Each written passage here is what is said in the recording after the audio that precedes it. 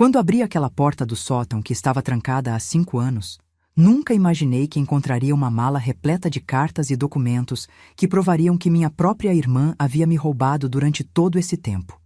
Mas o pior ainda estava por vir. Ela tinha usado meus filhos como cúmplices. Deixe nos comentários de qual país você está nos assistindo. Adoramos saber de onde vêm nossos espectadores. Esta tarde eu estava organizando algumas coisas velhas no armário do quarto, quando encontrei uma chave enferrujada no fundo de uma gaveta que pertencera ao meu marido, Henrique. Fiquei olhando para aquela chave por alguns minutos, tentando lembrar o que ela poderia abrir. Henrique havia falecido há 5 anos, vítima de um derrame súbito que não deu tempo para despedidas. Ele tinha apenas 62 anos. Eu estava com 59 na época, e agora completara 64 anos há poucos meses. A chave tinha uma etiqueta amarelada, quase ilegível, mas consegui decifrar a palavra sótão escrita com a letra dele. Meu coração disparou. O sótão, aquele lugar que estava trancado desde antes da morte de Henrique e que eu nunca havia me preocupado em abrir. Na verdade, nem me lembrava mais que existia uma fechadura naquela porta. Subi as escadas rangentes que levavam ao sótão com a chave apertada na palma da mão. Cada degrau parecia pesar toneladas. Havia algo no ar, uma tensão que eu não conseguia explicar, como se meu corpo soubesse que minha vida estava prestes a mudar, mesmo que minha mente ainda não compreendesse. A porta do sótão estava empoeirada, com teias de aranha nos cantos. Inseri a chave na fechadura e, para minha surpresa, ela girou facilmente. A porta se abriu com um rangido que ecoou pela casa vazia. Lá dentro, a luz fraca da tarde entrava por uma pequena janela circular, iluminando a poeira que dançava no ar. E então eu a vi. Uma mala de couro marrom, antiga mas bem conservada, posicionada bem no centro do sótão, como se estivesse esperando por mim. Sobre ela, um envelope branco com meu nome, Helena, escrito com a caligrafia inconfundível de Henrique. Minhas pernas tremiam quando me aproximei. Peguei o envelope primeiro, minhas mãos suadas, deixando marcas no papel. Abri com cuidado e retirei uma carta de várias páginas. Minha querida Helena, começava. Se você está lendo isto, significa que eu já parti e você finalmente encontrou a chave. Perdoe-me por não ter tido coragem de contar tudo enquanto estava vivo. Perdoe-me pelos segredos que guardei, pensando que estava protegendo você da dor. Mas você merece saber a verdade sobre Clarice, sobre o dinheiro, sobre tudo. Senti meu estômago revirar. Clarice, minha irmã mais nova. Aquela que eu havia ajudado durante todos esses anos, que morava a apenas 3 quarteirões de distância, que eu visitava semanalmente, levando mantimentos e dinheiro para ajudar com suas dívidas médicas. Continuei lendo, e cada palavra era como uma facada. Helena, sua irmã não está doente. Ela nunca esteve. As dívidas médicas que ela alegou ter não existem. Durante os últimos 10 anos do nosso casamento, descobri que Clarice estava mentindo para você, manipulando seu bom coração, inventando emergências médicas e financeiras que nunca aconteceram. Eu tentei te contar várias vezes, mas você amava tanto sua irmã, confiava tanto nela, que temi que você não acreditasse em mim. Minhas mãos tremiam tanto que quase deixei a carta cair. Isso não podia ser verdade. Clarice tinha problemas cardíacos graves. Ela me mostrava os recibos dos médicos, as contas do hospital. Eu enviava dinheiro religiosamente a cada mês, R$ 500, para ajudá-la a pagar os tratamentos. Na mala, você encontrará todas as provas que coletei ao longo dos anos. Fotografias, documentos, extratos bancários que mostram para onde o dinheiro realmente foi. Helena, preciso que você seja forte agora. Preciso que você veja a verdade, por mais dolorosa que seja. Larguei a carta e abri a mala com mãos trêmulas. Lá dentro estava uma quantidade absurda de documentos organizados em pastas coloridas. Peguei a primeira pasta, marcada com uma etiqueta vermelha. Provas. Clarice. Dentro havia fotografias. Muitas fotografias. Clarice em restaurantes caros, em viagens, em spas, em lojas de grife. todas datadas dos últimos anos, incluindo os 3 anos após a morte de Henrique. Em cada foto, ela sorria largamente, sem nenhum sinal de doença ou sofrimento. Havia recibos de compras de luxo, passagens aéreas para destinos internacionais, comprovantes de estadias em hotéis de 5 estrelas. Minha respiração ficou presa na garganta. Como isso era possível? Toda semana eu levava dinheiro para ela. Toda semana ela me recebia com aquele rosto de sofrimento, com aquelas histórias sobre consultas médicas e remédios caros. Peguei outra pasta. Esta continha extratos bancários. Não os meus, mas os de Clarice. Henrique havia conseguido acesso a eles de alguma forma, e o que eles mostravam me deixou nauseada. Depósitos regulares de R$ 500, obviamente vindos de mim, mas também outros valores grandes, de outras fontes.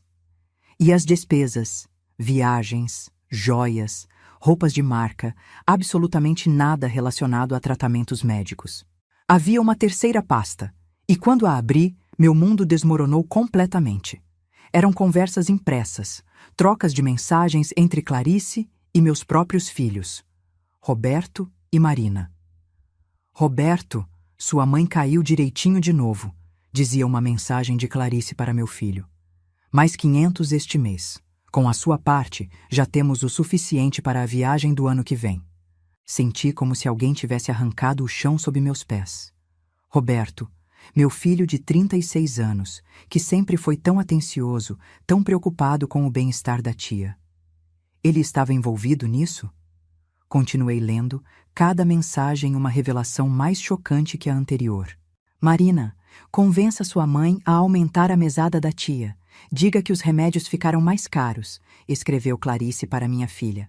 Sua mãe é fácil de manipular quando se trata de família. E não se esqueça da nossa combinação: 40% para você, 60% para mim.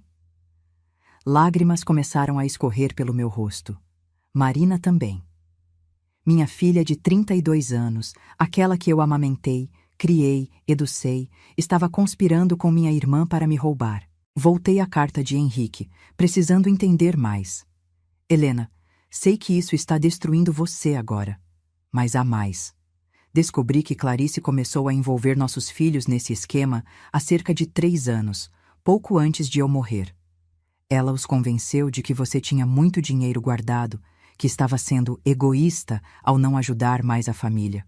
Plantou sementes de ganância em nossos próprios filhos. Minhas mãos apertaram a carta com tanta força que o papel começou a se rasgar nas bordas. Eu tentei conversar com Roberto e Marina. Tentei fazê-los ver que estavam sendo manipulados, mas Clarice é esperta. Ela os fez acreditar que eu era controlador, que eu estava tentando afastar você da família, que eu queria guardar todo o dinheiro só para nós. Eles começaram a se distanciar de mim nos meus últimos meses de vida, Helena. E isso partiu meu coração. Agora eu entendia. Entendi por que, nos últimos meses antes de Henrique morrer, ele parecia tão triste, tão distante. Entendi por que Roberto e Marina tinham começado a visitá-lo menos, por que as conversas em família ficaram tensas e superficiais. E o pior, entendi por que depois que ele morreu, meus filhos começaram a me pressionar para ajudar mais a tia Clarice, para ser mais generosa com a família. Levantei do chão empoeirado do sótão, zonza, apoiando-me na parede para não cair. 5 anos. Durante 5 anos após a morte de Henrique, continuei enviando dinheiro para Clarice. R$ 30 mil no total, fora os anos anteriores. R$ 30 mil que poderiam ter sido usados para tantas coisas, desperdiçados em uma mentira. E meus filhos, meus próprios filhos recebendo comissão por me enganar, por manipular meu amor e minha preocupação com a família. Como pude ser tão cega? Peguei meu celular do bolso, mas parei antes de discar. O que eu diria? Como começaria essa conversa? Precisava pensar, precisava planejar. Não podia simplesmente ligar furiosa e acusar todo mundo sem ter certeza absoluta. Voltei às pastas, forçando-me a ler cada documento, a ver cada prova. Havia até gravações. Henrique tinha gravado conversas em áudio onde Clarice admitia para uma amiga que estava tirando uma grana de mim, rindo sobre como eu era ingênua demais. Havia vídeos dele seguindo-a secretamente, documentando suas idas a lugares caros enquanto alegava estar doente demais para trabalhar. Uma pasta específica chamou minha atenção. Estava marcada como propriedades. Dentro, encontrei documentos mostrando que Clarice possuía 2 apartamentos alugados que geravam renda mensal e tinha acabado de comprar um terceiro. Todos adquiridos nos últimos 5 anos, com meu dinheiro, com o dinheiro que eu economizava da minha aposentadoria e da pensão de Henrique, achando que estava salvando minha irmã. A última página da carta de Henrique estava separada das outras, como se ele quisesse que eu a lesse por último. Helena, meu amor, sei que você está sentindo uma mistura de raiva, tristeza e traição agora. Mas preciso que você entenda uma coisa. Nada disso é culpa sua. Você não foi tola ou ingênua. Você foi bondosa. Você foi amorosa. E pessoas ruins se aproveitaram disso. Clarice manipulou o amor que você sente pela família. Ela é quem deveria sentir vergonha, não você. Guardei todas essas provas porque queria que você tivesse poder, Helena. Poder para confrontar, poder para exigir justiça, poder para proteger o que é seu. Há uma última pasta na mala. Abra-a. Dentro você encontrará algo que coloquei de lado para você. Algo que Clarice não sabe que existe. Com mãos trêmulas, procurei pela última pasta. Estava no fundo da mala, preta e mais grossa que as outras. Quando a abri, encontrei documentos de propriedade. Henrique tinha colocado nossa casa e nossas economias em um trust, um fundo fiduciário em meu nome, protegido legalmente de qualquer reivindicação de terceiros. Havia também uma conta bancária secreta com uma quantia considerável, R$200 mil, que ele havia guardado ao longo dos anos sem que eu soubesse. Este dinheiro é seu, Helena. É sua segurança, sua liberdade. Não deixe que Clarice ou quem quer que seja tenha acesso a ele. E por favor, meu amor, não gaste mais 1 centavo com quem não merece. Você já deu demais. Sei que você se perguntará o que fazer agora. Essa decisão é sua. Mas saiba que eu tentei proteger você da melhor forma que pude. Perdoe-me por não ter sido mais corajoso em vida. Perdoe-me por ter guardado esses segredos. Mas saiba que cada ação que tomei foi por amor a você.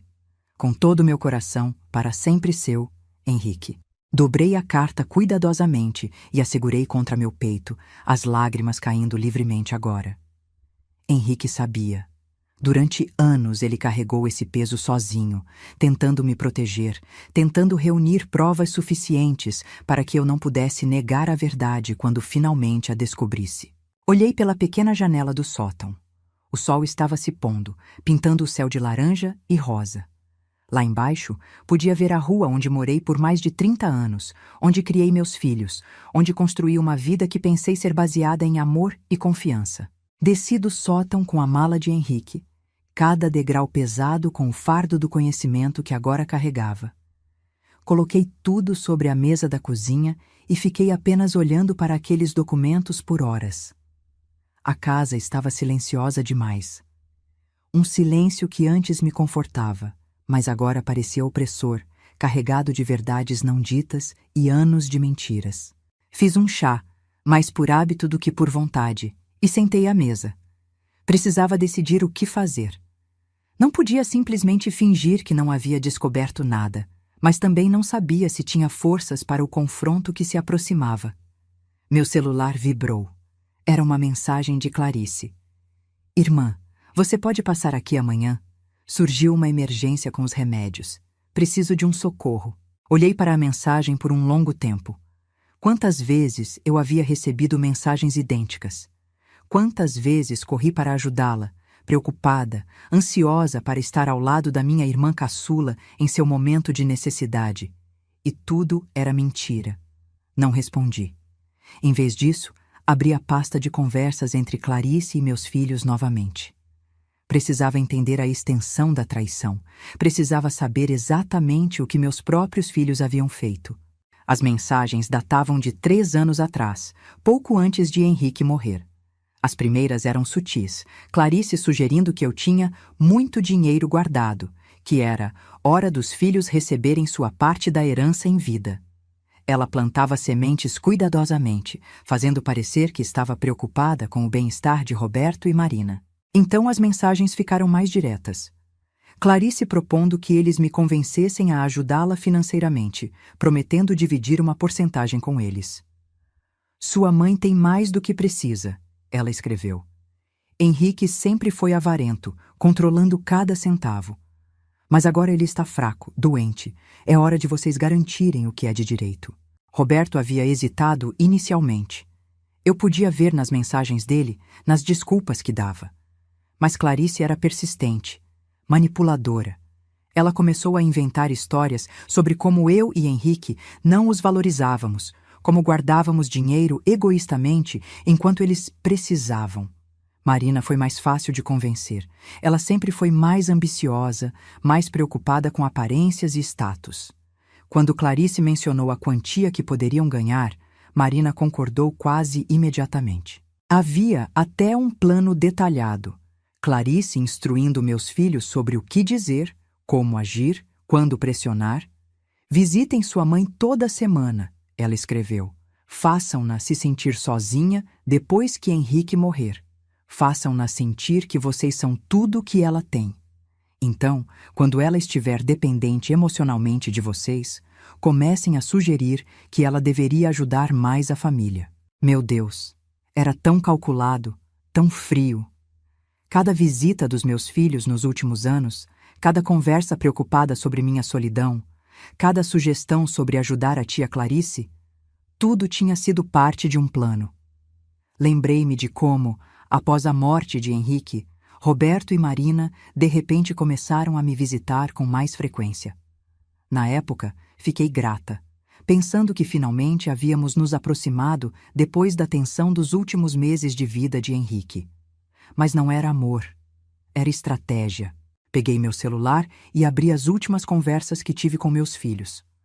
Roberto havia me ligado há 2 dias, perguntando se eu estava bem, se precisava de alguma coisa. Marina me enviara uma foto dos netos ontem, dizendo que eles sentiam minha falta. Tudo parecia tão genuíno, tão real. Como pude não perceber que era teatro? O telefone tocou, me fazendo pular. Era Roberto. Por um instante, considerei atender. Mas o que eu diria? Não estava pronta. Deixei ir para a caixa postal. Minutos depois, uma mensagem dele. Mãe, tentei ligar. Está tudo bem? Marina e eu queríamos passar aí no fim de semana, levar as crianças. A gente sente sua falta. Antes, essa mensagem teria enchido meu coração de alegria. Agora, só me deixava nauseada. Eles sentiam minha falta, ou sentiam falta do meu dinheiro. Levantei da mesa e caminhei até a sala. Nas paredes, fotografias de família me observavam.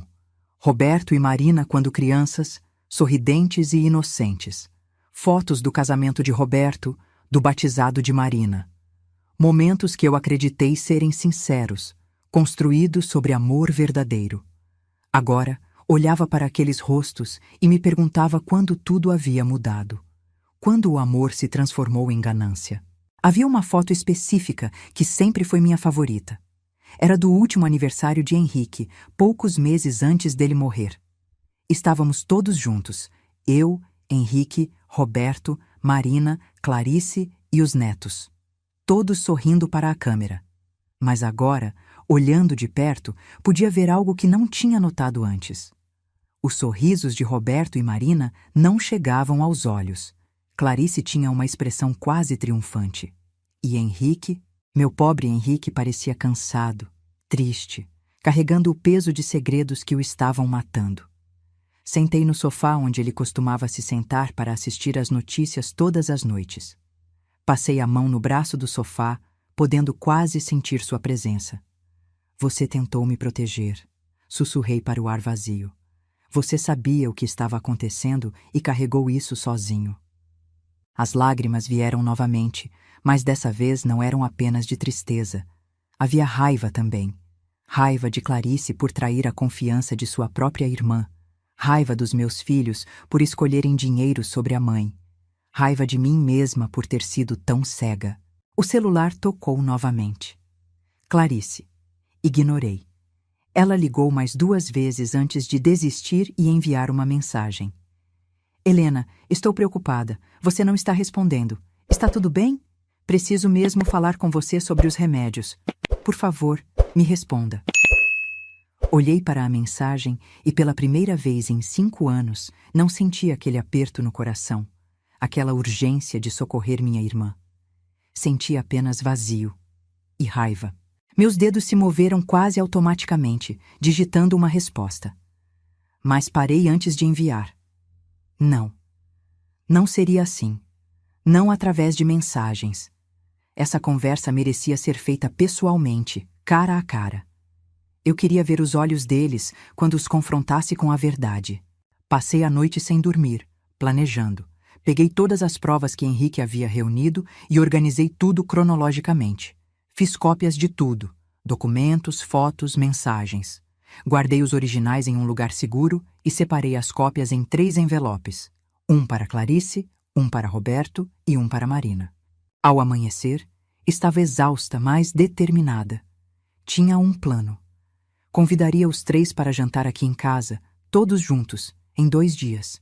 Diria que tinha algo importante para discutir sobre o futuro da família, sobre a herança.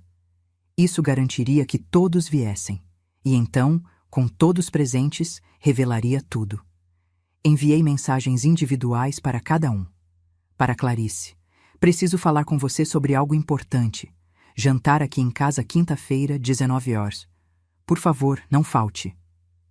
Para Roberto e Marina, mensagens similares, adicionando: é sobre seu pai e sobre o futuro da família. Preciso de vocês 2 aqui. As respostas vieram rapidamente, todos confirmando presença, alguns com mensagens preocupadas perguntando se estava tudo bem, se havia algo errado. Respondi a todos da mesma forma: está tudo bem. Só preciso que estejam aqui. Durante os 2 dias seguintes, mantive distância. Não atendi ligações, respondi apenas mensagens essenciais. Usei esse tempo para processar tudo, para preparar mentalmente para o confronto que viria. Também visitei um advogado, levei cópias de tudo que Henrique havia reunido e expliquei a situação. O advogado, um senhor de uns 50 anos com um rosto gentil, me ouviu pacientemente. Senhora Helena, ele disse quando terminei, o que sua família fez é legalmente questionável. Há evidências claras de fraude e manipulação. Se a senhora quiser, podemos entrar com ações civis contra todos os envolvidos. Pensei sobre isso. Queria justiça? Queria ver minha irmã e meus próprios filhos pagarem legalmente pelo que fizeram? Parte de mim gritava que sim. Mas outra parte, a parte que ainda era mãe, irmã, que ainda lembrava dos bons momentos antes de tudo isso, hesitava. Quero guardar essa opção, disse finalmente. Mas primeiro, quero confrontá-los pessoalmente. Quero ouvir o que tem a dizer. O advogado assentiu. Compreendo. Mas tenha cuidado, senhora. Pessoas capazes de tal manipulação podem ser imprevisíveis quando confrontadas. E tenha em mente que a recuperação do dinheiro, mesmo com todas essas provas, pode ser um processo longo e complicado. Saí do escritório do advogado com uma cópia de tudo guardada em seu cofre, por segurança. Se algo acontecesse comigo, se tentassem me silenciar de alguma forma, havia alguém que sabia toda a verdade. Quinta-feira chegou mais rápido do que eu esperava. Passei o dia preparando a casa, cozinhando. Era estranho, quase surreal, preparar um jantar sabendo que não seria uma reunião familiar normal. Fiz o prato favorito de Roberto, lasanha, e a sobremesa preferida de Marina, pudim. Para Clarice, preparei a salada especial que ela sempre elogiava. Parte de mim se perguntava por que estava fazendo isso. Por que me dava ao trabalho de prepará-los quando sabia o que viria a seguir? Talvez fosse uma última tentativa de normalidade antes de tudo desmoronar definitivamente. Às 7 da noite, tudo estava pronto. A mesa posta, a comida aquecendo, os envelopes escondidos no aparador da sala. Meu coração batia tão forte que eu podia ouvi-lo nos ouvidos. Coloquei meu vestido azul, o mesmo que usei no último aniversário de Henrique, e me olhei no espelho. A mulher que me encarava parecia mais velha do que os 64 anos, mas havia uma determinação em seus olhos que não estava lá antes. Clarice chegou primeiro, pontualmente às 7. Ela me abraçou na porta, aquele abraço familiar que eu conhecia desde criança. Oi, tia irmã, disse ela sorrindo. Estava com saudades. Você andou tão distante esses dias. Observei-a cuidadosamente enquanto entrava. Ela estava bem vestida, com uma bolsa cara que reconheci como sendo de uma marca italiana. Seu cabelo estava recém-feito, unhas perfeitas. Nada nela sugeria alguém que lutava financeiramente ou que estava doente. Como eu não tinha visto isso antes? Você está linda, Clarice, eu disse. E não era mentira. Ela estava linda, às custas do meu dinheiro. Ah, consegui uma promoção na loja, ela disse rapidamente. Finalmente as coisas estão melhorando um pouco, mas os remédios ainda pesam muito no orçamento. Assenti sem dizer nada, convidando-a para sentar na sala. 15 minutos depois, Roberto e Marina chegaram juntos, acompanhados dos cônjuges e das crianças. Não esperava as crianças, mas não podia mandá-las embora agora. Teria que fazer isso funcionar. Vovó! Os netos correram para me abraçar e meu coração se apertou. Eles eram inocentes em tudo isso. Não tinham culpa dos pecados dos pais. Olá, meus amores! Abracei cada um deles, sentindo lágrimas ameaçarem cair. Que tal vocês brincarem lá no quarto enquanto os adultos conversam? Deixei alguns brinquedos novos lá. As crianças saíram correndo, animadas, e me virei para os adultos. Roberto me deu um abraço rápido, Marina um beijo no rosto. Seus cônjuges, Paulo e Sandra, cumprimentaram-me educadamente. Eu me perguntava se eles sabiam de algo. Então, mãe, disse Roberto, sentando-se no sofá. Você nos deixou preocupados com essa convocação misteriosa. Está tudo bem? Vamos jantar primeiro, eu disse, mantendo minha voz firme. Depois conversamos. O jantar foi uma tortura. Todos comiam e conversavam normalmente, como se fôssemos uma família feliz e unida. Clarice contou uma história engraçada sobre algo que aconteceu em seu trabalho. Marina falou sobre os planos de viagem para as férias. Roberto discutiu sobre o novo projeto na empresa dele. E eu apenas observava, vendo-os com novos olhos, me perguntando como conseguiam sentar à minha mesa, comer minha comida, sorrir para mim, sabendo o que estavam fazendo. Quando terminamos a sobremesa e as crianças voltaram para o quarto para brincar, chegou a hora. Meu estômago estava revirado, mas não podia mais adiar. Preciso falar com vocês sobre algo, comecei, mantendo minha voz calma. Algo que descobri recentemente e que muda tudo. Vi Roberto e Marina trocarem olhares rápidos. Clarice inclinou a cabeça, curiosa, mas com um leve franzir na testa. O que aconteceu, mãe? Perguntou Marina. Levantei e peguei os 3 envelopes do aparador. Coloquei um na frente de cada um deles, Clarice, Roberto e Marina. Paulo e Sandra observavam confusos. Abram, eu disse. Houve um momento de hesitação antes que começassem a abrir os envelopes. Vi as expressões mudarem conforme folheavam os documentos. Clarice empalideceu dramaticamente. Roberto fechou os olhos como se estivesse sentindo dor física. Marina começou a tremer, as folhas balançando em suas mãos. Helena, eu posso explicar? Clarice começou, mas levantei minha mão silenciando-a. Não, minha voz saiu mais forte do que eu esperava. Não agora. Primeiro, vocês vão me ouvir. Vocês me devem isso. O silêncio na sala era absoluto. Até as crianças no quarto pareciam ter parado de fazer barulho, como se sentissem a tensão. Durante 5 anos, comecei. Desde que Henrique morreu, enviei R$ 500 por mês para você, Clarice. 30 mil reais no total. Isso sem contar os anos anteriores, quando meu marido ainda era vivo. Dinheiro que economizei da minha aposentadoria, da pensão dele, sacrificando minhas próprias necessidades porque acreditei que você estava doente, que precisava de ajuda. Clarice abriu a boca, mas fechou novamente quando me viu balançar a cabeça. Você me mostrou recibos falsos, inventou consultas médicas que nunca aconteceram, criou uma doença imaginária. E enquanto eu passava aperto, cortando gastos, preocupada com você, você estava viajando, comprando imóveis, vivendo uma vida de luxo às minhas custas. Virei-me para meus filhos. Roberto não conseguia me olhar nos olhos. Marina estava chorando silenciosamente. E vocês 2? Minha voz falhou por um momento, mas me forcei a continuar. Meus próprios filhos. Vocês não apenas permitiram isso, como participaram ativamente. Dividiram o dinheiro que sua tia roubou de mim. Conspiraram contra sua própria mãe. Mãe, por favor, tentou Roberto. Quanto? Eu o interrompi. Quanto vocês ganharam com isso? Quanto vale a traição à sua mãe? Nós não pensamos nisso como traição. Marina finalmente falou, com a voz quebrada. A tia Clarice disse que você tinha muito dinheiro guardado, que o pai era avarento, que... Que mentira, cortei. Seu pai guardou cada centavo pensando no futuro, no nosso futuro. Ele trabalhou até ficar doente para nos dar segurança. E vocês acreditaram em uma mentirosa em vez de confiar em mim, em nós. Clarice estava chorando agora. Lágrimas dramáticas escorrendo pelo rosto. Helena, por favor, deixe-me explicar. Eu estava desesperada, eu precisava... Você não precisava de nada. Minha voz ecoou pela sala. Você tem 2 apartamentos alugados. Você viajou para Paris, para Portugal, para o Caribe. Você comprou roupas de marca, jantou em restaurantes caros. Tudo com meu dinheiro.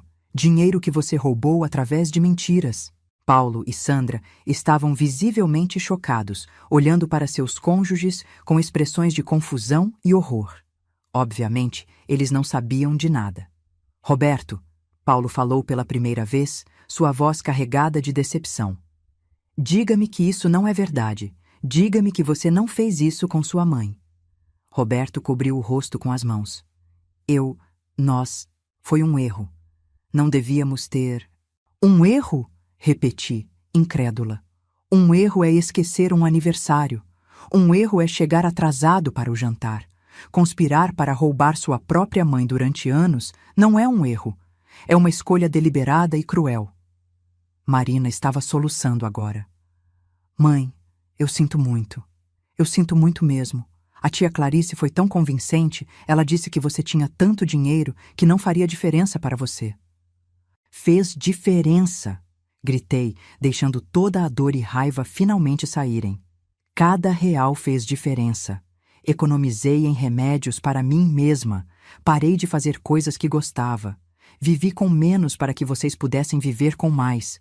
E isso não significou nada para vocês. O silêncio que se seguiu foi devastador. Pude ouvir o tic-tac do relógio na parede, o som das crianças brincando no quarto, alheias à destruição acontecendo na sala. Clarice foi a primeira a tentar falar novamente. Helena, eu sei que não há desculpa para o que fiz. Eu sei disso. Mas, por favor, tente entender. Eu estava com inveja. Durante toda a nossa vida, você sempre teve mais. Você tinha um bom casamento, filhos maravilhosos, uma casa bonita. Eu tinha... nada. E quando percebi que podia ter pelo menos um pouco do que você tinha, então você roubou de mim, completei, minha voz fria. Não pediu, não trabalhou para conquistar. Roubou, da sua própria irmã, e arrastou meus filhos para baixo com você. Roberto finalmente levantou a cabeça. Seus olhos estavam vermelhos. Mãe, eu não tenho defesa. O que fizemos foi imperdoável. Mas, por favor, saiba que eu me odeio por isso. Toda vez que te via, toda vez que você me abraçava e dizia que me amava, eu morria um pouco por dentro. E ainda assim continuou, observei. Mês após mês, sabendo que estava errado, você continuou. Eu fui fraco, admitiu ele. A tia Clarice, ela é muito manipuladora. Ela sabia exatamente o que dizer para fazer parecer que não estávamos fazendo nada de errado. Não coloque isso só nela! Marina de repente explodiu. Nós sabíamos, no fundo todos sabíamos que estava errado. Mas o dinheiro era fácil. E quanto mais ganhávamos, mais difícil era parar. A honestidade brutal de Marina, embora dolorosa, era pelo menos real. Não havia desculpas ali, apenas a verdade nua e crua. Eles sabiam que estava errado e fizeram mesmo assim. Sandra, a esposa de Roberto, levantou-se abruptamente. Eu não posso ficar aqui ouvindo isso, disse ela com lágrimas nos olhos. Roberto, como você pôde? Sua mãe? Ela olhou para mim, depois de volta para o marido. Eu não sabia de nada disso. Senhora Helena, eu juro que não sabia. Eu sei, Sandra, eu disse gentilmente. Você não está sendo culpada por nada. Paulo também parecia prestes a explodir. Marina, nós conversamos sobre pedir dinheiro emprestado para sua mãe várias vezes. Você sempre disse que não queria incomodá-la, e o tempo todo você estava... Ele não conseguiu terminar a frase. Era diferente. Marina tentou explicar fracamente. Não era pedir emprestado. Era roubar, completei por ela. Pode chamar pelo nome certo, Marina. Você roubou de mim. Clarice se levantou, tentando pegar minha mão. Helena, por favor, somos irmãs, somos família, podemos resolver isso, podemos... Afastei-me dela. Família? Você perdeu o direito de usar essa palavra. Família não faz o que você fez. Família não manipula, não mente, não rouba. O que você vai fazer? A voz de Roberto era pequena, quase infantil. Você vai chamar a polícia? Olhei para ele, para esse homem de 36 anos que eu dei à luz, que criei, que amei incondicionalmente. E me perguntei quando ele havia se transformado em alguém capaz disso. Não sei, admiti. Já consultei um advogado, tenho todas as provas necessárias para processar civilmente os três. Posso tentar recuperar o dinheiro, posso tornar isso público.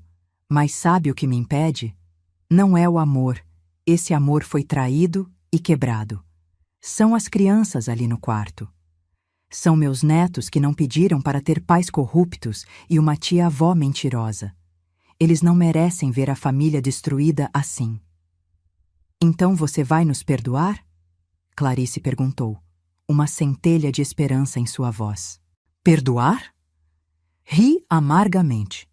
Não, Clarice, não vou perdoar, pelo menos não agora, talvez nunca, mas vou lhes dar uma escolha. Todos me olharam, esperando. Vocês têm 3 opções, eu disse, mantendo minha voz firme. A primeira, cada um de vocês me devolve cada centavo que tiraram de mim.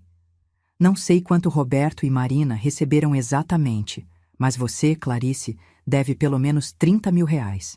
Se pagarem tudo de volta em 6 meses, eu considerarei o assunto encerrado financeiramente. Mas ainda assim, nossa relação nunca mais será a mesma. Mãe, 6 meses é impossível, começou Roberto. Então escolham a segunda opção, interrompi. Eu processo vocês. Uso todas essas provas que Henrique tão cuidadosamente reuniu. Isso virá a público. Seus empregadores saberão, seus amigos saberão, toda a comunidade saberá que vocês roubaram de uma viúva idosa. E ainda assim, pode ser que eu não recupere todo o dinheiro, mas pelo menos terei justiça. E a terceira? Marina perguntou em voz baixa. A terceira é um meio termo.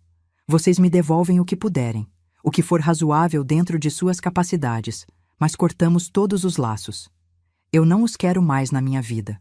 Não quero visitas, não quero ligações, não quero nada que não seja estritamente necessário relacionado às crianças.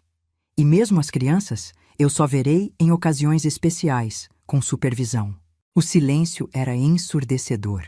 Clarice havia se deixado cair no sofá, chorando descontroladamente. Roberto estava pálido como um fantasma. Marina soluçava nos braços de Paulo. Não é justo, Clarice finalmente disse. Você não pode simplesmente nos expulsar da sua vida. Somos família, Helena. Somos tudo que temos. Não é justo? Repeti, sentindo a raiva borbulhar novamente. Vocês querem falar sobre o que é justo? Não foi justo Henrique morrer carregando o peso desse segredo. Não foi justo eu passar anos pensando que estava ajudando minha irmã quando estava apenas financiando sua ganância. Não foi justo meus próprios filhos me traírem. Então não venha me falar sobre o que é justo. Roberto se levantou, cambaleando ligeiramente. Sandra o observava com uma mistura de pena e repulsa. Mãe, quanto tempo temos para decidir? 1 semana, eu disse. 1 semana a partir de hoje. E enquanto decidem, quero que pensem em algo. Henrique sabia. Ele descobriu tudo e guardou essas provas para me proteger. Ele morreu sabendo que as pessoas que deveria ter amado e confiado nele o estavam traindo. Imaginem como foi isso para ele. Imaginem a dor que ele sentiu. Marina soluçou mais alto. Papai sabia? Ele sabia e não disse nada? Ele tentou, eu disse, minha voz suavizando um pouco. Ele tentou conversar com vocês, mas Clarice já havia plantado as sementes de dúvida. Já havia feito vocês acreditarem que ele era controlador, que era ele que estava errado, e vocês escolheram acreditar nela. Eu não sabia, Marina começou. Vocês não quiseram saber, corrigi. É diferente. Vocês escolheram não questionar, não duvidar, porque era mais conveniente, mais lucrativo acreditar nas mentiras. Peguei minha bolsa do aparador. Agora, quero que todos saiam da minha casa. Levem as crianças e vão. Uma semana vocês três. Decidam o que vão fazer. Helena, por favor. Clarice tentou mais uma vez. Saia, eu disse apontando para a porta. Saia da minha casa agora. Foi Sandra quem tomou a iniciativa de buscar as crianças. Paulo ajudou, ambos parecendo ansiosos para escapar daquela situação. As crianças saíram confusas, perguntando por que estavam indo embora tão cedo. A vovó não está se sentindo bem, querido, ouvi Sandra dizer ao filho. Era uma mentira bondosa, melhor do que a verdade. Quando finalmente saíram, fechei a porta e encostei nela, deixando meu corpo escorregar até o chão. As lágrimas que eu havia segurado durante todo o confronto finalmente vieram, violentas e libertadoras. Chorei pela família que perdi, pelo marido que morreu guardando segredos dolorosos, pela ingenuidade que me fez ser enganada durante tanto tempo. Mas no meio da dor havia também um estranho senso de liberdade. A verdade estava exposta. Não havia mais mentiras, não havia mais teatro. Por mais doloroso que fosse, era real. E havia poder nisso. Fiquei ali no chão da entrada por um longo tempo antes de finalmente me levantar e limpar a mesa do jantar. A comida mal tocada foi para o lixo. A mesa foi limpa. A casa ficou em silêncio novamente, mas dessa vez era um silêncio diferente. Não estava mais carregado de segredos não ditos. Fui até o quarto e peguei o envelope que Henrique havia deixado com o advogado dele, aquele que só deveria ser aberto após sua morte. Dentro havia uma última carta, uma que eu não tinha lido completamente antes porque era muito doloroso. Minha querida Helena, Lia. Se você está lendo isto, significa que finalmente descobriu tudo. Sei o quanto deve estar doendo, sei como deve se sentir traída, não apenas por sua irmã e filhos, mas também por mim, por ter guardado isso de você durante tanto tempo. Mas precisa entender que cada dia que passei, sem lhe contar, foi torturante para mim. Queria protegê-la da dor, queria dar-lhe um último período de paz antes que tudo desmoronasse. Foi egoísta da minha parte? Talvez, mas era o único jeito que eu sabia de amá-la. Agora você tem escolhas a fazer, e sei que escolhas não são fáceis, mas quero que saiba uma coisa. Você é mais forte do que pensa, você é mais resiliente do que imagina. E você merece ser feliz, mesmo que essa felicidade venha sem as pessoas que você esperava ter ao seu lado. Não deixe que a culpa a consuma. Nada disso é culpa sua. Você não foi tola ou ingênua. Você foi bondosa e confiante, duas qualidades maravilhosas que pessoas ruins escolheram explorar. Isso fala sobre o caráter delas, não do seu. Se decidir cortar laços, eu apoio você. Se decidir perdoar, eu também apoio. Mas qualquer que seja a sua decisão, faça-a por você, não por obrigação ou por medo de ficar sozinha. Você nunca está sozinha, meu amor.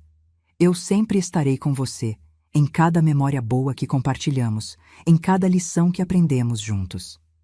Viva sua vida plenamente, Helena. Viva sem medo, sem culpa. Você merece isso. Com todo o meu amor, sempre e para sempre, Henrique. Dobrei a carta cuidadosamente e a segurei contra meu coração. Obrigada, sussurrei. Obrigada por me proteger, mesmo quando isso significava carregar um fardo tão pesado sozinho. Os dias seguintes foram os mais solitários que já vivi. Meu telefone tocava constantemente. Clarice tentando explicar, Roberto pedindo para conversarmos, Marina enviando mensagens longas cheias de desculpas e justificativas. Ignorei a maioria. Não estava pronta para mais conversas, mais manipulações, mais desculpas vazias. Sandra apareceu na minha porta no terceiro dia. Quando abri, ela estava sozinha, com os olhos vermelhos e inchados. Senhora Helena, começou ela, sei que não tenho direito de estar aqui, mas preciso que saiba que estou do seu lado. O que Roberto fez? Não tenho palavras. Estou considerando seriamente o que isso significa para nosso casamento. Convidei-a para entrar. Fizemos chá e sentamos na cozinha. Duas mulheres traídas pelos homens que amávamos, embora de formas diferentes. Roberto está destruído, ela disse, não como desculpa, mas como informação. Mal tem dormido, mal tem comido. Ele finalmente percebeu o que perdeu. Espero que sim, eu disse sem amargura, apenas tristeza. Mas perceber tarde demais não desfaz o dano. Eu sei. E não vim aqui para defender ele. Vim aqui porque você merece saber que nem todos na família concordam com o que foi feito. Eu não sabia de nada, senhora Helena. E se soubesse, teria impedido. Eu acredito em você, Sandra. Você sempre foi uma boa mulher, uma boa esposa, uma boa mãe. Essa situação não reflete você. Ela começou a chorar. As crianças perguntam por você. Querem saber por que não podem ver a vovó. O que eu digo para eles? A pergunta me partiu o coração. Meus netos, inocentes em tudo isso, mas que sofreriam as consequências das ações dos pais. Diga a verdade de uma forma que eles possam entender, sugeri. Que a vovó está passando por um momento difícil, que precisa de um tempo, mas que os ama muito. Você vai mesmo cortá-los da sua vida? Sandra perguntou suavemente. Eles são crianças, Helena. Eles não têm culpa. Eu sei que não têm, e é por isso que essa decisão é tão difícil. Mas como posso continuar tendo Roberto e Marina na minha vida, vendo-os regularmente através das crianças, sabendo o que fizeram? Não sei se tenho essa força. Sandra assentiu, compreendendo. E se houvesse uma forma de você ver os netos sem necessariamente ter que interagir com Roberto e Marina? Eu poderia trazer as crianças, com supervisão se você quiser. A oferta me tocou profundamente. Você faria isso, mesmo que isso criasse tensão no seu casamento? Meu casamento já está em tensão, ela disse com tristeza. E, sinceramente, não sei se vai sobreviver a isso. Mas, independentemente do que aconteça entre mim e Roberto, você não merece perder seus netos por causa dos erros dele. Eu preciso pensar sobre isso, admiti. Mas obrigada, Sandra. Obrigada por se importar. Depois que ela saiu, sentei na sala pensando em suas palavras. As crianças. Sempre voltava às crianças. Elas eram inocentes, mas eram também uma ligação permanente com pessoas que haviam me traído. Seria possível separar as duas coisas? No quinto dia, recebi uma visita inesperada. Era Dona Amélia, minha antiga vizinha que havia se mudado há 2 anos. Ela era uma senhora de 70 e poucos anos, sempre gentil e sábia. Soube pelo bairro o que aconteceu, ela disse, entrando com uma travessa de biscoitos caseiros. Notícias viajam rápido em comunidades pequenas. Vim ver como você está. Não me surpreendi que a história tivesse se espalhado. Em uma cidade pequena como a nossa, segredos não duravam muito. Estou sobrevivendo, disse honestamente. Alguns dias são melhores que outros. Dona Amélia assentiu sabiamente. Passei por algo parecido há muitos anos. Minha própria filha me roubou. Falsificou minha assinatura para tirar dinheiro da minha conta. Foi devastador. O que você fez? Perguntei, curiosa. Primeiro fiquei furiosa, depois devastada. Depois cortei contato completamente. Durante 3 anos não falei com ela. Ela tentava se aproximar, enviava cartas, ligava, eu ignorava tudo. E depois? Depois percebi que estava me machucando tanto quanto estava machucando ela. A raiva estava me consumindo por dentro. Não estava vivendo, estava apenas existindo em um estado constante de ressentimento. Então, decidi perdoar. Não porque ela merecesse, mas porque eu precisava. Ela devolveu o dinheiro? Dona Amélia balançou a cabeça. Não. Ela nunca teve condições de devolver tudo, mas eventualmente pagou o que pôde. O perdão não foi sobre o dinheiro. foi sobre liberar a mim mesma da prisão do ressentimento. Você se arrepende de ter perdoado? Nunca. Minha filha e eu nunca voltamos a ter o relacionamento que tínhamos antes. Há uma cicatriz que nunca vai embora completamente, mas há paz também. E aos 70 e tantos anos, posso dizer que a paz vale mais que a vingança. As palavras de Dona Amélia ficaram comigo muito depois que ela saiu. Perdão. Era uma palavra tão carregada, tão complexa. Significava deixar que saíssem impunes? Significava fingir que nada havia acontecido? No sexto dia, recebi um envelope grosso no correio. Era de Clarice. Dentro havia um cheque de 10 mil reais e uma carta longa, escrita à mão. Helena, começava. Não espero que você aceite este dinheiro como pagamento suficiente pelo que fiz. Sei que devo muito mais. Este é apenas o começo. Vendi um dos meus apartamentos. O processo está em andamento e, quando concluir, você receberá o resto. Passo meus dias pensando em como cheguei a este ponto. Como me tornei alguém capaz de trair minha própria irmã. A inveja, a ganância, são palavras tão feias, mas são a verdade. Sempre te invejei, Helena. Desde crianças, você sempre pareceu ter tudo. Os pais te amavam mais. Você era mais bonita, mais inteligente. Quando você se casou com Henrique, um homem tão maravilhoso, e eu terminei sozinha, a inveja cresceu. Não é desculpa. Nada justifica o que fiz. Mas é a verdade. E precisa saber que, apesar de tudo, eu realmente te amo. Você sempre foi minha irmã mais velha, minha protetora. E eu destruí isso. Destruí a única família de verdade que tinha. Não peço perdão. Não mereço. Peço apenas que você acredite que estou arrependida de verdade. Que, se pudesse voltar no tempo, faria tudo diferente. Que cada centavo que peguei de você é uma pedra no meu coração, lembrando-me do quanto eu falhei como pessoa e como irmã. Com arrependimento sincero, sua irmã, Clarice. Segurei o cheque, esse pedaço de papel que representava apenas 1/3 do que ela me devia. Era um começo? Era suficiente? Não sabia. No 7º dia, Roberto e Marina apareceram juntos. Quando abri a porta, ambos pareciam ter envelhecido anos em apenas uma semana. Roberto estava com a barba por fazer, olhos fundos. Marina tinha perdido peso. Seu rosto estava pálido e tenso. Mãe, Roberto começou, com a voz rouca. Podemos entrar? Por favor. Hesitei, mas finalmente dei passagem. Sentamos na mesma sala, onde uma semana atrás eu havia revelado tudo. Parecia uma eternidade atrás.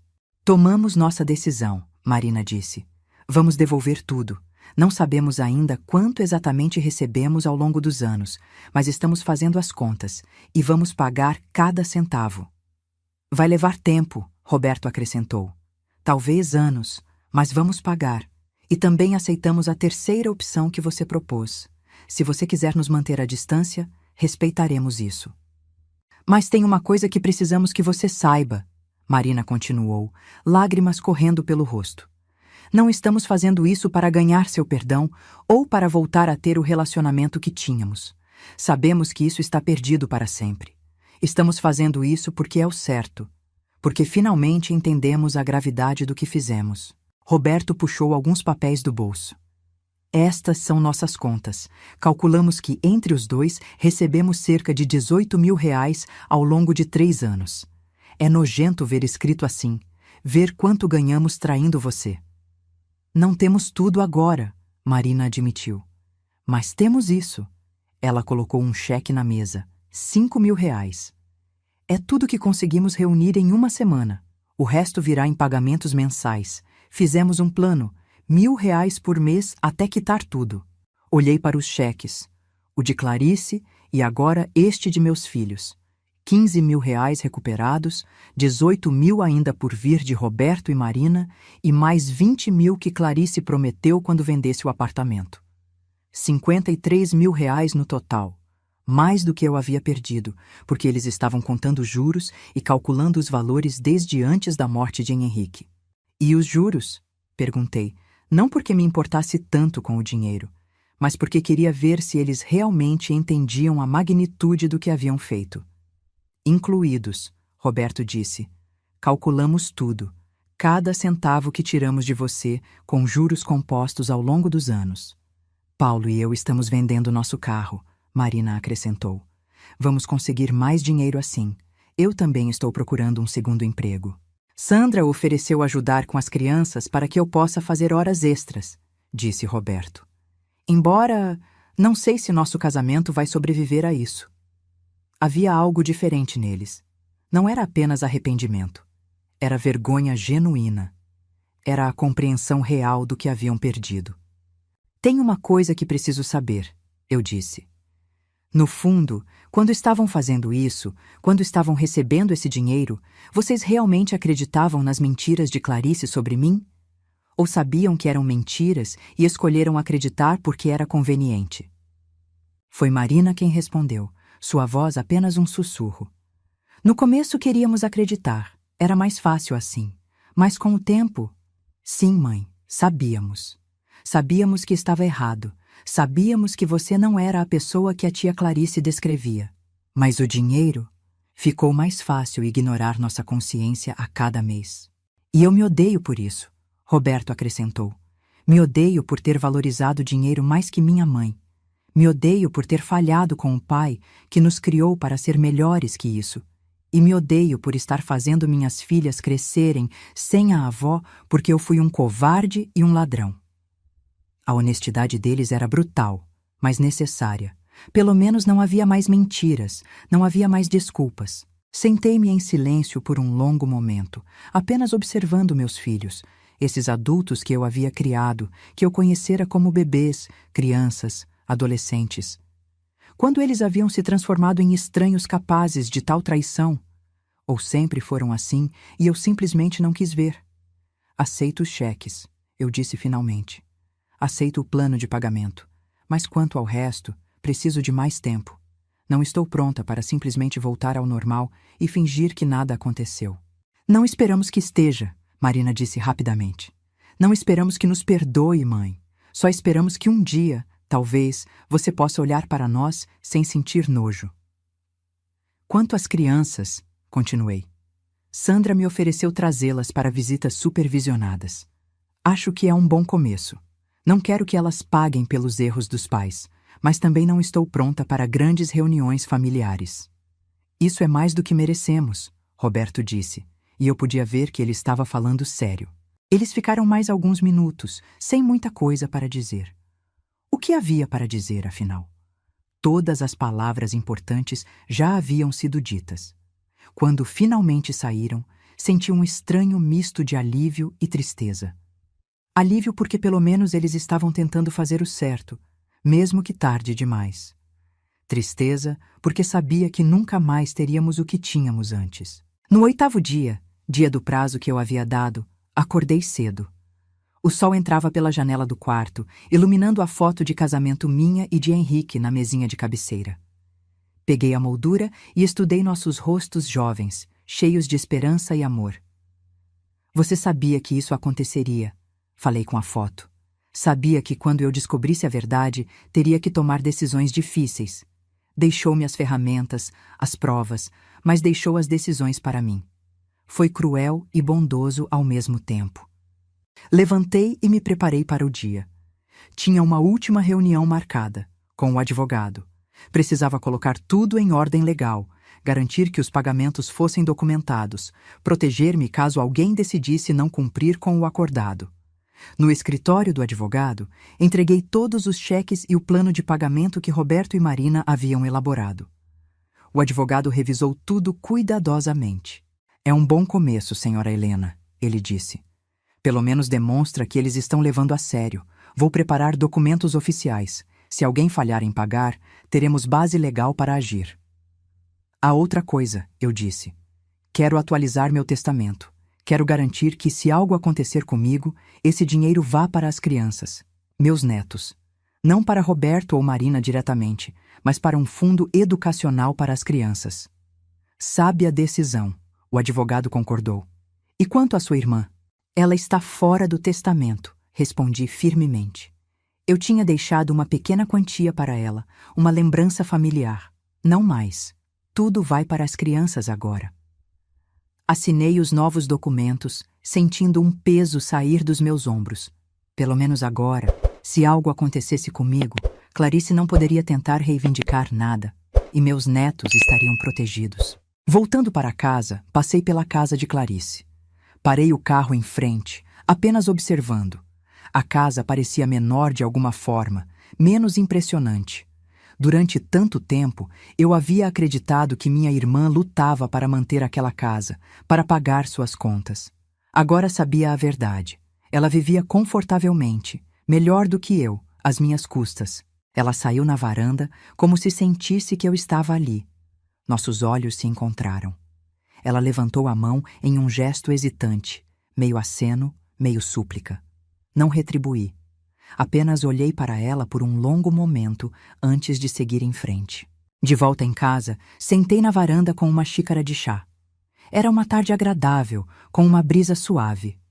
O tipo de tarde que Henrique e eu costumávamos aproveitar juntos, sentados lado a lado, às vezes conversando, às vezes apenas curtindo a presença um do outro em silêncio confortável. Sinto sua falta, falei para o ar. Mais agora do que nunca. Você sempre soube o que dizer, como me fazer sentir melhor.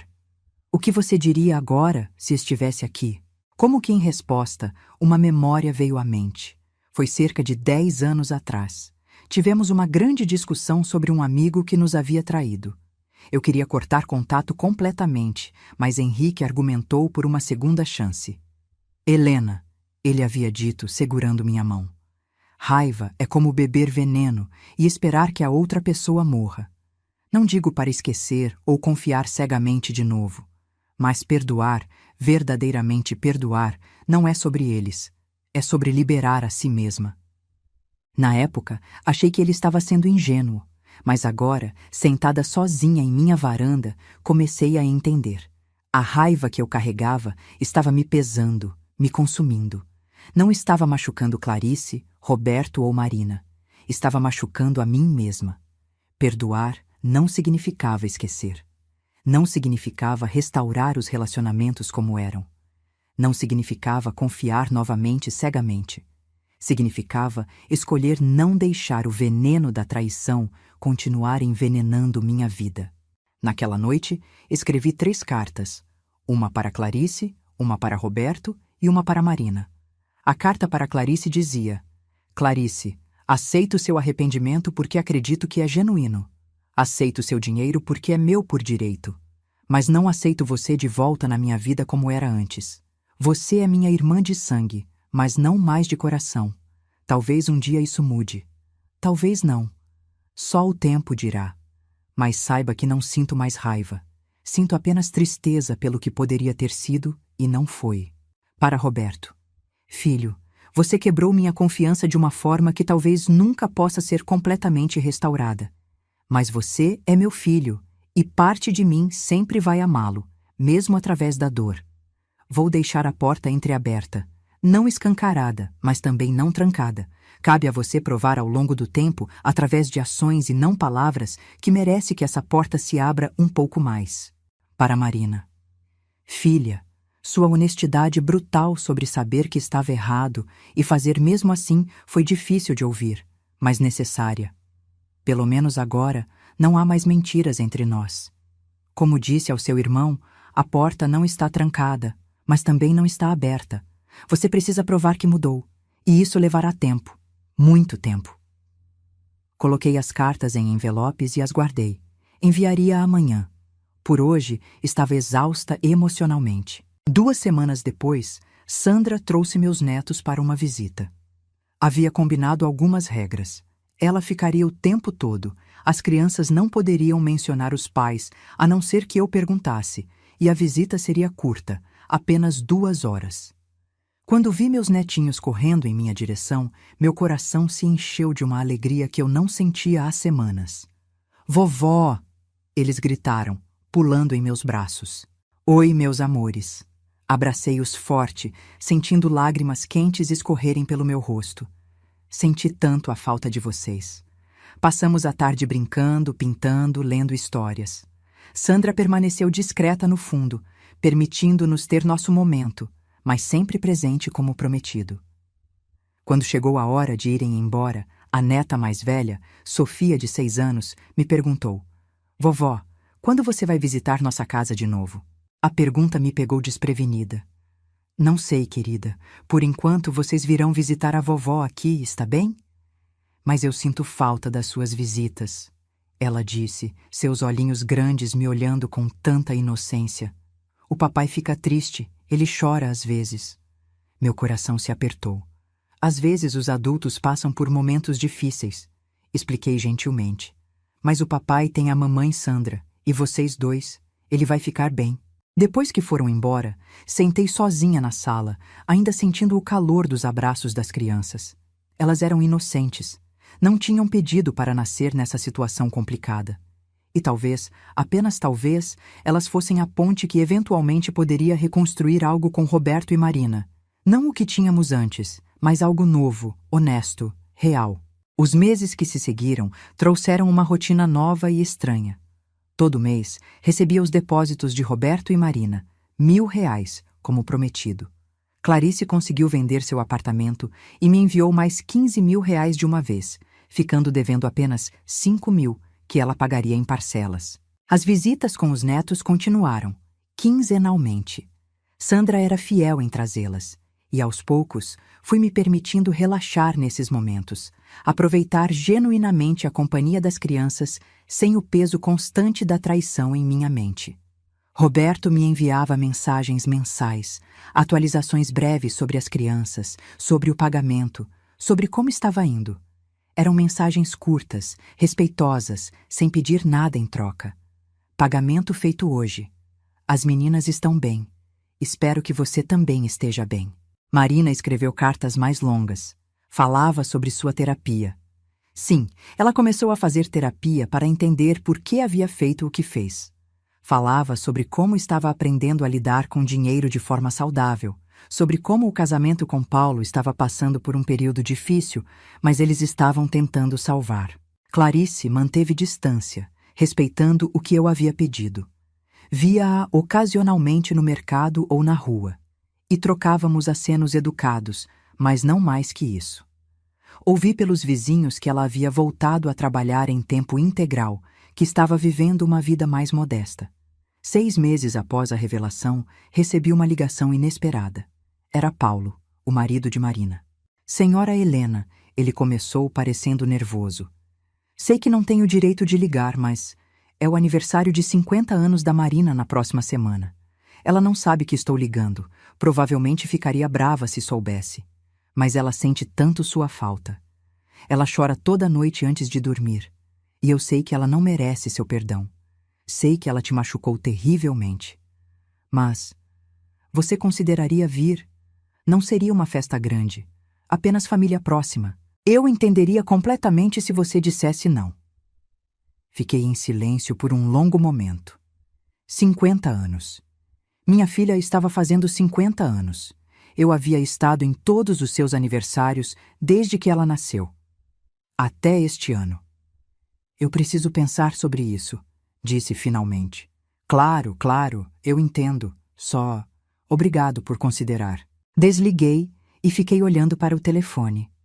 Ir significaria dar um passo em direção à reconciliação. Significaria ver não apenas Marina, mas provavelmente Roberto também. Talvez até Clarice, se ela fosse convidada. Estava pronta para isso? Naquela noite, fui ao cemitério pela primeira vez em meses.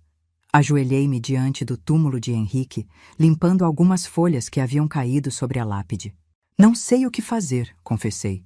Parte de mim quer ir, quer tentar começar a reconstruir alguma coisa com ela. Mas outra parte ainda está magoada, ainda sente que seria um prêmio que ela não merece. O que você faria? O vento soprou suavemente, movendo as árvores ao redor. E naquele momento de quietude, lembrei de algo que Henrique sempre dizia. Helena, você tem o coração mais bondoso que eu conheço. Nunca perca isso, não importa o que a vida jogue em você. Levantei, limpando a grama dos joelhos. Sabia o que fazer. No dia do aniversário de Marina, vesti-me com cuidado. Escolhi um vestido simples, mas elegante. Coloquei a única joia que sempre usava, o colar que Henrique me deu em nosso 20º aniversário de casamento. E fui. Quando toquei a campainha da casa de Marina, Paulo abriu a porta, seus olhos arregalando em surpresa e alívio. Senhora Helena, você veio! Vim, confirmei. Mas preciso que saiba. Não estou aqui para fingir que está tudo bem. Estou aqui porque ela é minha filha e, apesar de tudo, ainda a amo. Mas isso não significa que tudo está perdoado ou esquecido. Entendo perfeitamente. O importante é que você está aqui. Entrei na casa. Havia algumas pessoas na sala. Amigos de Marina, alguns familiares. E então a vi. Marina estava na cozinha, arrumando algo no balcão. Quando se virou e me viu, o prato que segurava quase caiu de suas mãos. Mãe? Sua voz era incrédula. Você veio? Feliz aniversário, Marina, eu disse, mantendo uma distância respeitosa. Ela começou a chorar imediatamente, lágrimas silenciosas escorrendo pelo rosto. Eu não esperava. Paulo não me disse. Obrigada. Obrigada por vir. A festa foi estranha, porém não desagradável. Roberto estava lá com Sandra e as crianças. Clarice, para meu alívio, não havia sido convidada. Paulo, ao que parece, havia decidido que seria demais para mim. As crianças ficaram empolgadas em me ver, e isso ajudou a quebrar um pouco da tensão. Roberto e eu trocamos algumas palavras educadas, nada profundo, mas também não hostil. Durante o corte do bolo, Marina fez um brinde. Sua voz tremeu quando falou. Quero agradecer a todos por estarem aqui hoje, especialmente... Ela olhou para mim, especialmente a minha mãe, por ter a coragem de vir, mesmo depois de tudo que fiz para não merecer isso. Mãe, eu sei que ainda tenho um longo caminho a percorrer. Sei que sua presença aqui hoje não significa que tudo está resolvido, mas significa o mundo para mim. Significa que talvez, apenas talvez, um dia eu possa provar que sou digna de ser chamada de sua filha novamente. Foi um momento carregado de emoção. Várias pessoas na sala não sabiam da história completa, mas podiam sentir o peso daquelas palavras. Mais tarde, quando a festa já estava terminando, Marina se aproximou de mim na varanda, onde eu estava pegando um pouco de ar fresco. Mãe, ela começou hesitante. Você acha que um dia poderemos ter algo parecido com o que tínhamos antes? Olhei para ela. Essa mulher de 50 anos que ainda era, em tantos aspectos, minha menininha. Não, respondi honestamente, e vi a dor cruzar seu rosto. Não acho que possamos ter o que tínhamos antes, Marina. Aquilo estava construído sobre confiança completa, sobre a inocência de acreditar que família nunca te machucaria. Isso está quebrado e não pode ser colado de volta da mesma forma. Mas, continuei, vendo uma lágrima escorrer pelo rosto dela, talvez possamos construir algo novo, algo diferente, mais real. Algo baseado em honestidade, em arrependimento genuíno, em ações consistentes ao longo do tempo. Não será o mesmo, mas pode ser bom à sua própria maneira. Eu aceito isso, ela disse rapidamente. Aceito qualquer coisa que você esteja disposta a me dar. Vai levar tempo, avisei. Muito tempo. E haverá dias em que você fará tudo certo e eu ainda estarei brava ou magoada. Não será justo, mas é real. Eu entendo. E esperarei. Esperarei o tempo que for necessário. Saí daquela festa com sentimentos misturados. Não foi uma reconciliação completa, não foi um final feliz de conto de fadas, mas foi um começo. Um primeiro passo hesitante em direção a algo novo. No carro, voltando para casa, pensei em Henrique. Pensei em como ele carregou o peso daquela verdade sozinho, tentando me proteger. Pensei em como ele reuniu todas aquelas provas, não para vingança, mas para me dar poder quando eu finalmente precisasse. Você tinha razão, falei em voz alta, sabendo que ele não estava ali para ouvir, mas sentindo que de alguma forma ele sabia. Perdoar não é sobre eles, é sobre mim. É sobre escolher não deixar a amargura destruir o resto da minha vida. Meses se transformaram em 1 ano. Os pagamentos continuaram chegando regularmente.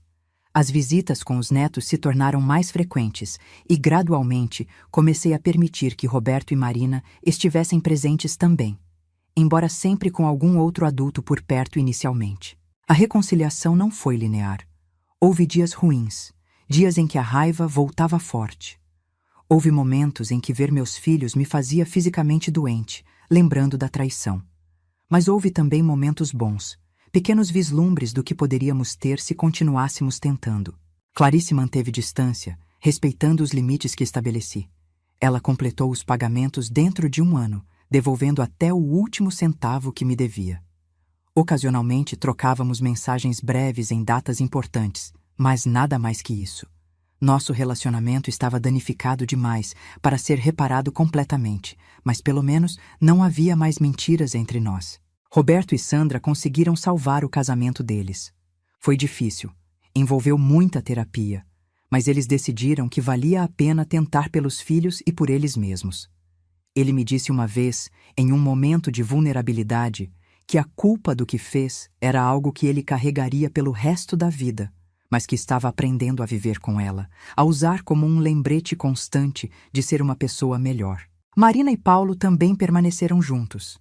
O casamento deles estava diferente, mais tenso talvez, mais honesto de uma forma que não era antes.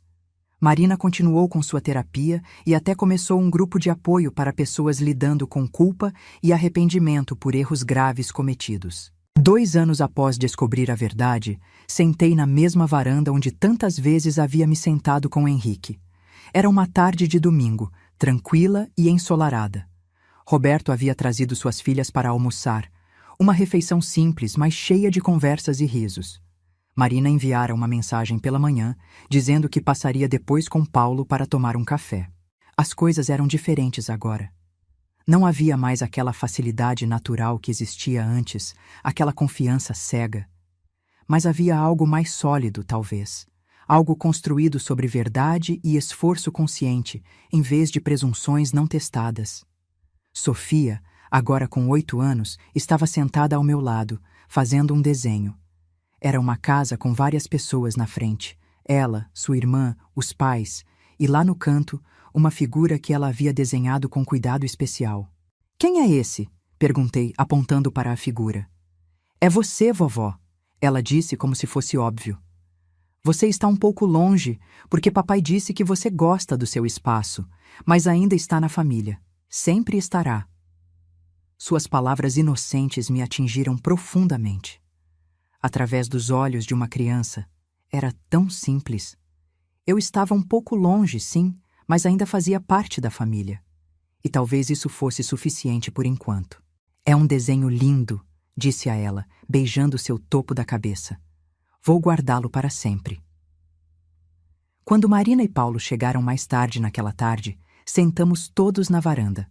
Roberto havia ficado com as crianças, e por um breve momento éramos apenas 4 adultos compartilhando café e biscoitos. "Mãe", Marina começou, hesitante. "Paulo e eu estávamos conversando, e há algo que gostaríamos de fazer, se você permitir." "O que é?" perguntei curiosa. "Queremos criar um fundo de bolsas de estudo em nome do pai, para estudantes carentes que querem estudar engenharia, como ele fez. Seria uma forma de honrar a memória dele, de fazer algo positivo com o dinheiro com o dinheiro que ganhamos de forma errada." Olhei para minha filha, vendo a sinceridade em seus olhos. Era um gesto bonito, uma tentativa de transformar algo ruim em algo bom. Seu pai ficaria orgulhoso disso, eu disse, sentindo lágrimas quererem cair. Ele sempre acreditou em educação, em dar oportunidades para pessoas que não as tinham. "Queríamos que você estivesse envolvida também", Paulo acrescentou. "Talvez como parte do conselho que escolhe os beneficiários. Se você quiser, claro." Era uma oferta de conexão, de envolvimento contínuo. E percebi que, embora ainda houvesse dor, havia também o desejo de seguir em frente, de construir algo novo. "Eu adoraria", respondi. Passamos a próxima hora discutindo os detalhes, fazendo planos, e pela primeira vez em 2 anos senti algo parecido com esperança genuína para o futuro da nossa família. Quando todos foram embora naquela noite, voltei ao sótão onde tudo havia começado. A mala de Henrique ainda estava lá, com todos os documentos que haviam revelado a verdade. Sentei-me ao lado dela, passando a mão sobre o couro desgastado. Obrigada, sussurrei. Obrigada por me proteger, mesmo quando isso significou carregar um fardo tão pesado. Obrigada por me dar as ferramentas para me defender. E obrigada por me amar o suficiente para saber que eu seria forte o suficiente para lidar com a verdade. Peguei a última carta dele, aquela que havia lido tantas vezes que já sabia de cor, mas ainda assim me trazia conforto. Você estava certo, falei com a carta, como se estivesse falando com ele. A verdade doeu terrivelmente, mas também me libertou. Me libertou de relacionamentos baseados em mentiras. Me libertou da ingenuidade que me tornava vulnerável e me deu a oportunidade de reconstruir algo real. Dobrei a carta cuidadosamente e a guardei novamente. Era hora de fechar este capítulo, não no sentido de esquecer, mas no sentido de seguir em frente. 3 anos se passaram desde a descoberta. Não foi um caminho fácil. Houve momentos de raiva que ressurgiu. Momentos de dúvida, momentos em que quis desistir completamente da ideia de reconciliação. Mas também houve crescimento, compreensão e, lentamente, uma forma diferente de amor familiar surgiu. O fundo de bolsas em nome de Henrique foi estabelecido e já havia ajudado 5 estudantes a realizar seus sonhos de formação em engenharia. Cada cerimônia de premiação me enchia de orgulho. Não apenas pelos jovens que estavam recebendo oportunidades, mas pelos meus filhos que haviam transformado seu arrependimento em algo produtivo. Clarice e eu eventualmente tivemos almoços ocasionais juntas. Nunca voltamos a ser como éramos antes, mas encontramos um novo equilíbrio. Irmãs que se respeitavam e cuidavam uma da outra à distância, mas sem a intimidade cega que havia permitido a traição. Em um dia especial, 4 anos após a descoberta, convidei toda a família para um jantar.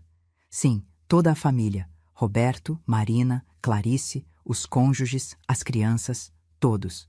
Há algo que preciso dizer a todos vocês. Comecei quando estávamos todos reunidos. Estes últimos anos foram os mais difíceis da minha vida.